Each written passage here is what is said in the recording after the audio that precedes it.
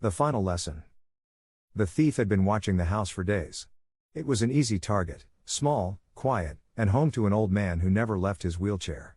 His caretaker only worked 9 to 5 shifts, leaving the place practically unguarded at night.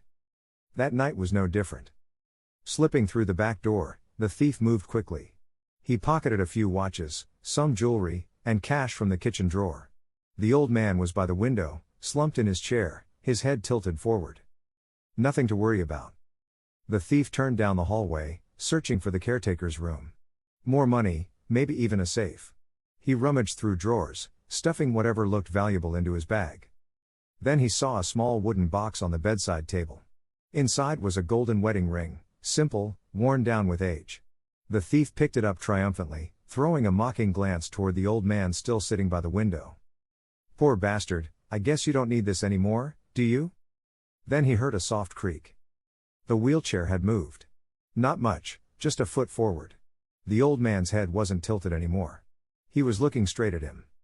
He saw something in the old man's eyes, anger, hopelessness, maybe even defiance. At this point, he knew he couldn't risk it. He laughed. "I'm sorry, old man.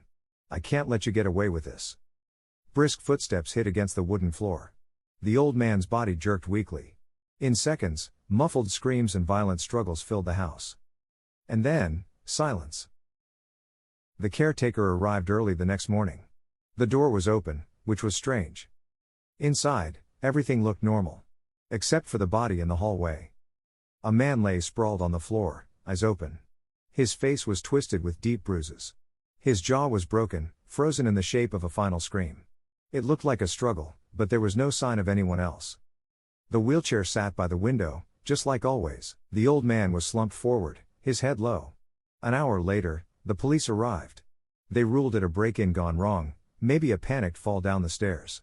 The caretaker sighed. "I'm beyond relieved you're safe, sir." He wheeled the old man to the table for breakfast, carefully adjusting his stiff, unblinking head.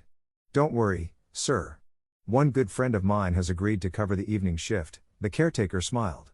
As he turned for the kitchen, his foot bumped against something on the floor, a metal plate, knocked loose from the shelf. He picked it up, brushing off the dust. Sergeant Abdulmanap Aslanbekov, 1985 military boxing champion, hand-to-hand combat instructor. The caretaker smiled, setting it back in its place. "There, just like new."